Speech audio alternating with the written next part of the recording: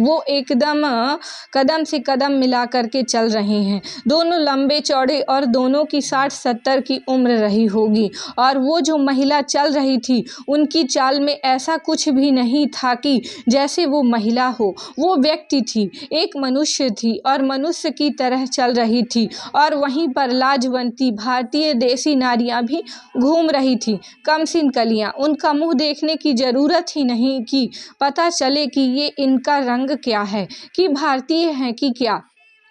उनको ऐसे दूर से देख करके उनकी चाल से बता दोगे कि ये कमज़ोर कली हैं। जिन महिला की बात कर रहा हूँ विदेशी, अब उनकी उम्र बढ़ी हुई है लेकिन उनके अंगों में जान है, मजबूती है, शरीर उनका तना हुआ है बिल्कुल। और यहाँ पर देसी लड़की हैं, वो 25 साल की भी होती हैं तो ऐसी होती हैं कि अब देखिए यहाँ पर क्या होता है कि जो हीरोइन वगैरह होती हैं और जो हीरोइनों को कॉपी करती हैं, वो बड़ी डाइटिंग करती हैं और डाइटिंग करके अपना शरीर कमज़ोर कर लेती हैं।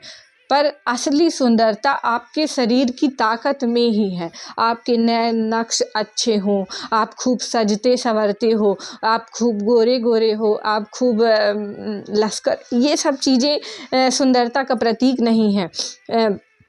सजने संवरने वाली स्त्री से संघर्ष करने वाली स्त्री ज़्यादा सुंदर लगती है। ये आचार्य जी का एक कोड है, बहुत सुंदर कोड है कि जो स्त्री संघर्ष करती है और बढ़िया कुछ अचीवमेंट अर्जित करती है, उपलब्धियां पाती है, वो एक सुंदर स्त्री कहलाती है। आपके सजने संवरने से आपकी सुंदरता का पता नहीं चलता है। जैसे कि द्रौपदी मुर्मू को आप देख लीजिए, हमारे देश की राष्ट्रपति हैं, है ना। तो ऐसी बहुत सारी महिलाएं हैं, है ना। तो अपने शरीर को मजबूत बनाइए, सुंदर मत बनाइए, ठीक है। कि सुंदर दिखने के चक्कर में खाना खाना छोड़ दिया, डाइटिंग करने लगे।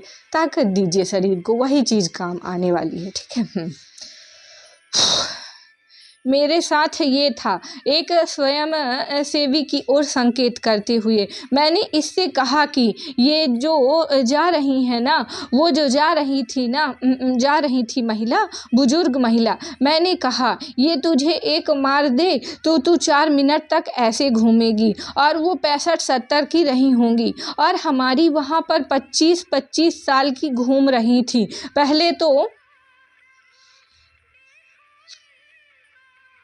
घूम रही हैं, पहले तो ही की जा रही हैं, उनको हंसने से लजाने से फुर्सत नहीं। हाय हाय हाय, श्रोता हंसते हुए, वो देखो वो बिकनी पहन कर जा रही हैं, ओह माय गॉड। और उसके बाद ये उनकी ऐसे कोमल कोमल कलाइयाँ, शॉर्ट्स भी पहन रखे हैं, तो उसमें बॉडी कॉन्शियस हो रही हैं कि कोई देख रहा होगा मेरे को, कोई देख रहा होगा तो पहना काहे को, किसने कहा है कोमलांगी बनने को, मैं तो कमसिन कली हूँ, मुझे छू दोगे तो मैं मुरझा जाऊंगी, किसने कहा है। बनो ना मजबूत, हर तरीके से मजबूत बनो, मजबूती ही तो जीवन है। प्रश्न करता, मुझे आज तक समझ में नहीं आया कि आजकल की पढ़ी लिखी लड़कियों को भी अपने आप को आगे बढ़ाने में इतनी तकलीफ क्यों होती है। सब सुख सुविधाएं मिलती रहें, वो अपने हस्बैंड की बात को ही सही कहती हैं। मुझे कभी इस बात की चिंता नहीं रही।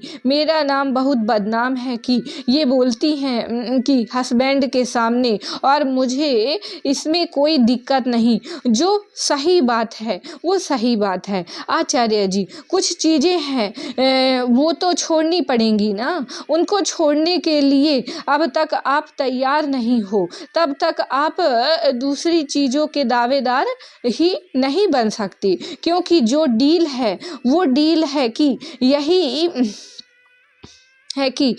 कि देखो तुम इस तरीके से रहो और बदले में हम तुमको ये चीज़ें दे देंगे। तो बदले में वो जो चीज़ें आपको मिल रही हैं, सबसे पहले तो आप कहिए कि ये चीज़ें नहीं चाहिए। वो जो समझौता है उसको तोड़ने की शुरुआत तो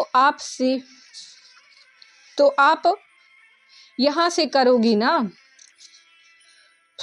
आप ये थोड़ी कह सकते हो कि तुम मुझे जो कुछ दे रहे हो वो तो मैं लेती रहूँगी और वो मुझे चाहिए भी, लेकिन तुम मुझसे जो चाहते हो वो मैं नहीं दूंगी। और बहुत सारा फेमिनिज्म नारीवाद है, वो यही है कि राइट्स विदाउट रिस्पॉन्सिबिलिटीज, जिम्मेदारी के बिना अधिकार, राइट्स अलॉन्ग विथ प्रिविलेज, विशेषाधिकार के साथ साथ अधिकार। अब ये राइट्स अलॉन्ग विथ प्रिविलेज तो नहीं चलेगा, प्रिविलेजेस तो छोड़नी पड़ेंगी। आप ये नहीं कर सकते फिर भी आप ये नहीं कर सकते फिर जो मुझे खास चीज़ें देता है समाज वो मैं लेती भी रहूं, और जो समाज ने मुझे स्थान दे रखा है मैं उस स्थान को छोड़ करके ऊंची भी चली जाऊं। अगर आपके लिए बस में सीट आरक्षित हो रही है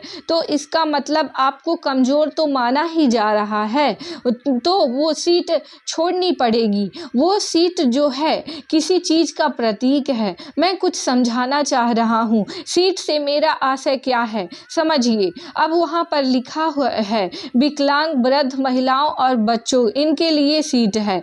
तो आपको क्या बना दिया गया कि ये 4 कैटेगरीज हैं और इनके लिए सीट है, विकलांग, वृद्ध, महिला और बच्चा। विकलांग भी समझ में आता है, वृद्ध भी समझ में आता है, बच्चा भी समझ में आता है, उसमें महिला क्यों बीच में घुस गई? महिला इनकार करे ना कि नहीं चाहिए भाई, ये क्यों दे रहे हो, मैं मजबूत हूँ। मैं खास तौर पर अगर वृद्ध तो हो नहीं गई, वृद्धा होती तो ले लेती। मैं अभी भाई जवान लड़की हूँ, मजबूत लड़की हूँ, मैं क्यों सीट की एक मांग कर रही हूँ? तो ये सब चीज़ें हैं, एक जिद चाहिए। और ये जो भीतर भावना होती है कि किसी भी हालत में जिंदगी तो तभी सफल है जब उसमें कोई पुरुष आ गया हो केंद्र में, इस भावना को बहुत पीछे छोड़िए। ये भावना क्या है? मान्यता है कि मेरा एक ब्रह्मांड है, मेरी एक दुनिया है, उसके केंद्र पर एक पुरुष को ही होना चाहिए। केंद्र पर कौन बैठता है? पुरुष। और दुनिया में क्या है? बच्चे हैं मेरे और 2-4 और कुछ। ये जो भीतर मॉडल चल रहा है, ये चल रहा है ना, ये आज़ादी का मॉडल नहीं है। ये man has to be its the centre of my universe. एक पुरुष को मेरे ब्रह्मांड के केंद्र में होना चाहिए। और फिर आप मैन को केंद्र बनाओगे तो मैन फिर सेंटर की तरह बर्ताव भी करेगा। मजबूत पुरुष सब चाहती हैं ना लड़कियां, कम से कम कहती तो यही है कि हमें एक स्ट्रॉन्ग मैन, मजबूत आदमी चाहिए। तो मजबूत आदमी की एक पहचान समझो, मजबूत आदमी वो है जो अपने जीवन में एक मजबूत महिला को ना सिर्फ बर्दाश्त करे बल्कि उसका स्वागत करे, और अगर वो मजबूत ना हो तो उसको मजबूती के लिए तैयार करे, है ना। मजबूत आदमी वो है जो अपने जीवन में एक मजबूत महिला को ना सिर्फ बर्दाश्त करे बल्कि उसका स्वागत करे, और अगर वो मजबूत ना हो तो उसको मजबूती के लिए तैयार करे। और कमज़ोर पुरुष की ये निशानी है कि वो मजबूत महिला से बहुत घबराएगा, ऐसे जैसे उसके पौरुष को ही चुनौती मिल जाती है, जैसे जैसे उसके पौरुष पर उसकी वायरलिटी कौमार्ग पर ही लांछन लग जाता हो। ये जितने कमज़ोर मर्द होते हैं इनका जो सबसे भयानक दुष्प्रश्न होता है, नाइटमेयर, वो होती है एक मजबूत जागृत मुक्त महिला। पसीने छूट जाते हैं इन्हें, ये पजामे में कांपना शुरू कर देते हैं, और ये कमज़ोरी की बड़ी भारी निशानी है और यही बहुमत में है। और चूंकि ये खुद कमज़ोर हैं, ये पुरुष तो ये अपने जीवन में कमज़ोर महिलाएं ही चाहते हैं, और अगर इन्हें कोई मिल भी गई थोड़ी कम कमज़ोर तो ये उसे ठोक बजा करके कमज़ोर कर देते हैं।